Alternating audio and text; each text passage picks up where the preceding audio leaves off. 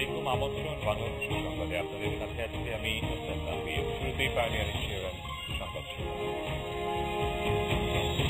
সরকারের প্রচারণায় রাজধানীতে হাজারো বিলবোর্ড, জনসমর্থন পেতেই প্রচারণা, অভিযোগ বিএনপির। উন্নয়ন চিত্র তুলে ধরায় লক্ষ্য, মন্তব্য হানিফের।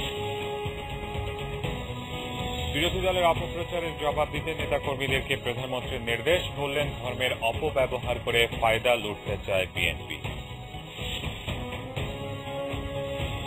গ্রামীণ ব্যাংক পুরোপুরি সরকারি ব্যাংক, দাবি ব্যাংকের চেয়ারম্যান মোজাম্মেল হকের, বললেন পাওয়া যাচ্ছে না 10,000 কোটি টাকার হিসেব। পবিত্র শবে কদরের রাত জেগে আল্লাহর ইবাদত বন্দেগীতে মশগুল ধর্মপ্রাণ মুসলমানরা, দেশ জাতীয় মুসলিম জাহানের শান্তি কামনা।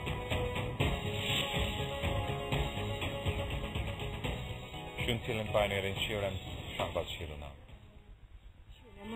সবার পছন্দ মরফিক, সুস্থ শিশু, সুন্দর হাসি। এবারে বিস্তারিত। সরকারি প্রচারণায় ছেয়ে গেছে রাজধানীর সব বিলবোর্ড। এরই মধ্যে নগরীতে টানানো হয়েছে প্রায় 1000 খানেক বিলবোর্ড, জানালেন বিজ্ঞাপন কর্মীরা। স্থানীয় সরকার প্রতিমন্ত্রী জাহাঙ্গীর কবির নানক বলেন, বিএনপির অপপ্রচার ঠেকাতেই এই উদ্যোগ নিয়েছে বিভিন্ন মন্ত্রণালয়। রাসেল আহমেদের রিপোর্ট।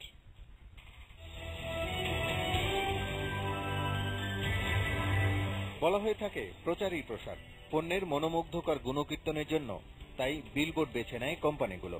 তবে এবার সরকারই নেমেছে নিজেদের প্রচারণায়। কোম্পানিগুলোর ভাড়া নেয়া বিজ্ঞাপনের উপরই নির্দ্বিধায় টানিয়ে দেওয়া হচ্ছে গত 4.5 বছরে সরকারের নানান সাফল্যের কথা। ঠাঁই পেয়েছে বিএনপি আমলের ব্যর্থতাও। বিজ্ঞাপন কর্মীরা জানান, গত কয়েকদিনে 1000 খানেক বিলবোর্ড টানানো হয়েছে। আমরা লাগাইছি, আমরা আমাদের কন্ট্রাক্টর আছে, হ্যাঁ আবার চুক্তিতে নিচ্ছে প্রায় 1000 পিছনে নেন, আরো 2 দিন এরকম লাগান চলবে, মানে আমরা আর 2 দিন করব। সাধারণত এ ধরনের প্রতিটি বিজ্ঞাপন তৈরিতে খরচ হয় গড়ে 15,000 টাকা। সেই হিসেবে 1000 বিজ্ঞাপন তৈরিতে দাঁড়ায় অন্তত 1.5 কোটি টাকা। বিজ্ঞাপনী সংস্থাগুলোর তথ্য অনুযায়ী 1 মাসের প্রচারণায় প্রায় 3 লাখ টাকা খরচ হয় এক একটি বিলবোর্ডে। সেই হিসেবে সরকারের এই সফলতা প্রচারে ব্যয় হয়েছে 30 কোটি টাকা। আওয়ামী লীগের যুগ্ম সাধারণ সম্পাদক মাহবুবুল আলম হানিফ ও স্থানীয় সরকার প্রতিমন্ত্রী জাহাঙ্গীর কবির নানক বলেন, বিএনপির অপপ্রচার ঠেকাতেই এই উদ্যোগ নিয়েছে সরকার। আপনাদের মিথ্যাচারে জাতীয় কিছুটা লোক বিভ্রান্ত হয়েছিল, সেই বিভ্রান্তদের কাটিয়ে ওঠার জন্য আমাদের এই প্রচারণা। এই প্রচার থেকে আপনাদের ভয় পাওয়ার কি আছে? প্রচারণাটা কি সরকারের নাকি দল আওয়ামী লীগ? এটা সরকারের বিভিন্ন মন্ত্রণালয়। এই বিলবোর্ডটা কারা করছে, কোন জায়গায় ছাপা হয়েছে, কে টাকা দিয়েছে, এটি বিষয় না। কিন্তু এটি কোনো বিষয় হতে পারে না। বিষয় হতে পারে যে এই বিলবোর্ডের যে ছবিগুলো আছে, সেই ছবিগুলো সঠিক না সঠিক না। কেবল প্রচারণার জন্য বিশাল অঙ্কের এই খরচ রাষ্ট্রের ব্যয় না অপব্যয়, সে প্রশ্ন অনেকেরই। রাসেল আহমেদ, বাংলা ভিশন, ঢাকা। সরকারের উন্নয়ন চিত্র তুলে ধরতেই রাজধানী বিলবোর্ডগুলো বেছে নেওয়া হয়েছে বলে মন্তব্য করেছেন আওয়ামী লীগের যুগ্ম সাধারণ সম্পাদক মাহবুবুল আলম হানিফও। এর মাধ্যমে আওয়ামী লীগ আবারও কি করে সরকার গঠন করে তাই দেখার অপেক্ষার আহ্বান জানিয়েছেন হানিফ।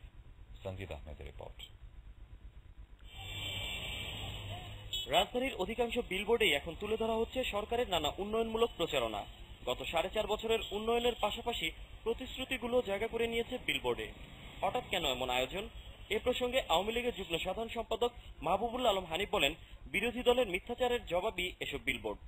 আপনাদের মিথ্যাচারে জাতীয় কিছুটা লোক বিভ্রান্ত হয়েছিল, সেই বিভ্রান্তদের কাটিয়ে ওঠার জন্য আমাদের এই প্রচারণা। এই প্রচার থেকে আপনাদের ভয় পাওয়ার কি আছে? আপনাদের গাছ দেওয়ার কি আছে? এখানে তো কোনো অসত্য তথ্য দেওয়া হয় নাই। আমাদের এই 4.5 বছরের যে অর্জন, এই অর্জনগুলা আমরা সঠিকভাবে তুলে ধরেই আমরা আবারও জনগণের ম্যান্ডেট নিয়ে রাষ্ট্র ক্ষমতায় আসবো। ইনশাল্লাহ আপনারা সেটা অপেক্ষা করুন, দেখুন আপনার কিভাবে আমরা ক্ষমতায় আসি। রাজধানীতে শোক দিবসের এক আলোচনা সভায় হানিফ আরো বলেন, বিএনপি এখন সজীব ওয়াজেদ জয়কে নিয়ে ভীত, তাই তাকে নিয়ে প্রতিদিনই উল্টোপাল্টা মন্তব্য করছেন বিএনপির কেন্দ্রীয় নেতারা। মির্জা ফখরুল সাহেব, আপনি জয়কে উদ্দেশ্য করে আপনি বলেছেন যে রাজনীতি আসছেন ভালো, কিন্তু পরিচালিত ভাষা ব্যবহার করুন, সেটা আমরা চাই। বিশেষ করে সংসদে আপনার দলের সংসদ সদস্যরা যে অশালীন কুরুচিকর অশ্লীল কথাটা বলেছেন, যেটা শুনে সংসদ সদস্যরা সহ গোটা জাতির লজ্জায় মাথা হেঁট হয়ে গেছে। তাদের যদি ভাষার যদি শিক্ষার ব্যাপারে আপনি যদি পরামর্শ দিয়ে দেন, ভবিষ্যতে হয়তো জাতি উপকৃত হতে পারে। একই অনুষ্ঠানে হানিফ অভিযোগ করে বলেন, জামায়াতে ইসলামী এখনো পাকিস্তানের পেতাত্তা হয়ে এদেশে কাজ করছে, তাই তাদের প্রতিহত করতে হবে। সঞ্জিদ আহমেদ, বাংলা ভিশন, ঢাকা। এদিকে বিএনপি নেতারা বলেছেন, সরকার জনগণকে বিভ্রান্ত করতেই যতই উন্নয়নে ফিরিস্তির বিলবোর্ড লাগাক, জনগণ সরকারকে অনাস্থা জানিয়ে দিয়েছে। 5 সিটি কর্পোরেশন নির্বাচনে জনগণ আওয়ামী লীগকে প্রত্যাখ্যান করেছে বলেও মন্তব্য করেন তারা। জাহাঙ্গীর আকান্দের রিপোর্ট।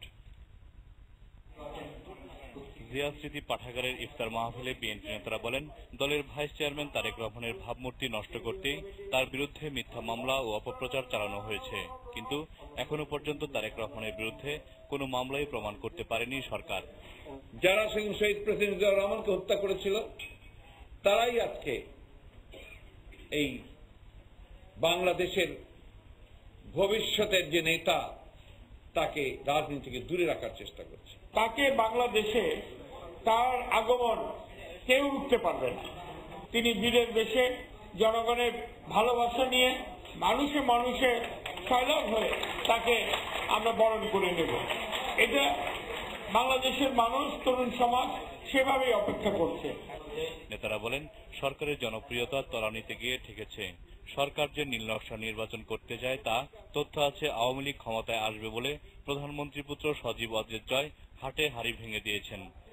জনগণকে বিভ্রান্ত করবার জন্য যতই বিলবোর্ডে তাদের উন্নতির ফিরিস্তি লাগাক না কেন, অথবা যতই নতুন নতুন কথা বলে মানুষের মনকে বিভ্রান্ত করবার চেষ্টা করুক না কেন, জনগণ ইতিমধ্যেই এই সরকারকে তাদের অনাস্থার কথা জানিয়ে দিয়েছে। বিগত 5টি সিটি কর্পোরেশন নির্বাচনে আপনারা দেখেছেন যে কিভাবে জনগণ তাদেরকে প্রত্যাখ্যান করেছে। এদিকে রাজধানীর একটি হোটেলে সাংবাদিকদের সম্মানে ইফতার মাহফিলের আয়োজন করে জাতীয়তাবাদী ছাত্রদল। এতে বিএনপি স্থায়ী কমিটির সদস্য এম কে আনোয়ার বলেন, নিজেদের অধীনে নীলনকশা নির্বাচন করে আবারও ক্ষমতায় আসতে চায় আওয়ামী লীগ। নির্দলীয় সরকার ছাড়া দেশে কোনো নির্বাচন হবে না বলে মন্তব্য করেন তিনি। জাহাঙ্গীর আকন্দ, বাংলা ভিশন, ঢাকা। প্রধানমন্ত্রী শেখ হাসিনা বলেছেন, ধর্মকে ব্যবহার করে রাজনৈতিক ফায়দা লুটতে চায় বিএনপি। স্বেচ্ছাসেবক লীগের প্রতিষ্ঠা বার্ষিকী উপলক্ষে গণভবনে সংগঠনের নেতাকর্মীদের তিনি কথা বলেন। দলীয় নেতাকর্মীদের বিরোধী দলে মিথ্যাচার, অপপ্রচারের জবাব দেওয়ারও নির্দেশ দেন প্রধানমন্ত্রী। তাইমুর রশিদের রিপোর্ট। পরীক্ষাও দিয়েছিল। গণভবনে স্বেচ্ছাসেবক লীগের নেতাকর্মীদের সাথে মতবিনিময়ে প্রধানমন্ত্রী শেখ হাসিনা বলেন, বিএনপির দুর্নীতি আর দুঃশাসনে অতিষ্ঠ হয়ে উঠেছিল মানুষের জীবন। যেটুকু অনিয়ম তা আওয়ামী লীগই ধরেছে উল্লেখ করে প্রধানমন্ত্রী বলেন, দুর্নীতি হলে দেশের এত উন্নয়ন হতো না। বিএনপি নেতাদের বক্তৃতা শুনে বোঝা যায় চোরের মায়ের বড় গলা কত বড়। কিন্তু এরা ক্ষমতায় যদি আসে তাহলে এই দেশে তো মাটিও রাখবে না, সবই চিবায় খেয়ে ফেলবে। বিএনপি জামাত আবারও ক্ষমতায় এলে মা বোনদের ভবিষ্যৎ কি হবে তা নিয়ে উদ্বেগ জানান প্রধানমন্ত্রী। কোরআন শরীফ পড়াবে, মসজিদে আগুন দেবে, আবার মসজিদে দাঁড়ায় যারা এই ধরনের কথা বলবে তারা কি মুসলমান, না এই ধর্ম ব্যবহার করে তারা শুধু রাজনৈতিক ফায়দা লুটতে চায়। শেখ হাসিনা বলেন, সময় এসেছে বিরোধী দলের সব মিথ্যাচারের বিরুদ্ধে সোচ্চার হওয়ার। একই কথা বলে বেড়াচ্ছে, মানুষ মারা গেছে, মানুষ মারা গেছে, কিন্তু কোথায় মারা গেছে একটা তালিকা দিতে পারছে না। এবং বেইমানি ধোঁকাবাজি কাকে বলে, এই যে অপপ্রচারগুলি চালাচ্ছে তার জবাবটাও ঠিক মতো দিতে হবে। যুদ্ধাপরাধীদের বিচারের রায় কার্যকর করার মধ্য দিয়ে জাতিকে কলঙ্কমুক্ত করা হবে বলেও প্রত্যয় ব্যক্ত করেন প্রধানমন্ত্রী। তাইমুর রশিদ, বাংলা ভিশন, ঢাকা। গ্রামীণ ব্যাংকে পুরোপুরি সরকারি ব্যাংক বলে দাবি করেছেন ব্যাংকটির চেয়ারম্যান মোজাম্মেল হক। সচিবালয় অর্থমন্ত্রীর সাথে এক বৈঠকের পর তিনি বলেন, গ্রামীণ ফোন থেকে লভ্যাংশ হিসেবে পাওয়া গ্রামীণ ব্যাংকের অন্তত 10,000 কোটি টাকার হিসেব পাওয়া যাচ্ছে না। অর্থমন্ত্রী জানান, এ টাকাই ডক্টর ইউনূসের সাথে সরকারি বিরোধের মূল কারণ। আরো জানাচ্ছেন মাহফুজুর রহমান। গ্রামীণ ব্যাংক ইস্যুতে নোবেল বিজয়ী ডক্টর ইউনূসের সাথে সরকারের বিরোধ বেশ অনেক দিনের। বিরোধের বড় একটি কারণ এ ব্যাংকের মালিকানা কার তা নিয়ে। ডক্টর ইউনূসের দাবি, গ্রামীণ 80 লাখেরও বেশি মানুষ এ ব্যাংকের মালিক, যার বেশিরভাগই নারী। তবে এ দাবি মানতে নারাজ সরকার নিযুক্ত গ্রামীণ ব্যাংকের চেয়ারম্যান মোজাম্মেল হক। এটা তো গভর্নমেন্ট ব্যাংক, প্রাইভেট ব্যাংকে কি গভর্নমেন্ট চেয়ারম্যান নিয়োগ দেয়? ব্যাংকটা বানাইছে কিন্তু পার্লামেন্ট, স্ট্যাচুটারি পাবলিক অথরিটি। যদি কোনো ব্যাংক সরকারি হয় সেখানে কোনো বেসরকারি মালিকানা নেই, কিন্তু বেসরকারি পার্টিসিপেশন হতে পারে। মোজাম্মেল হক বলেন,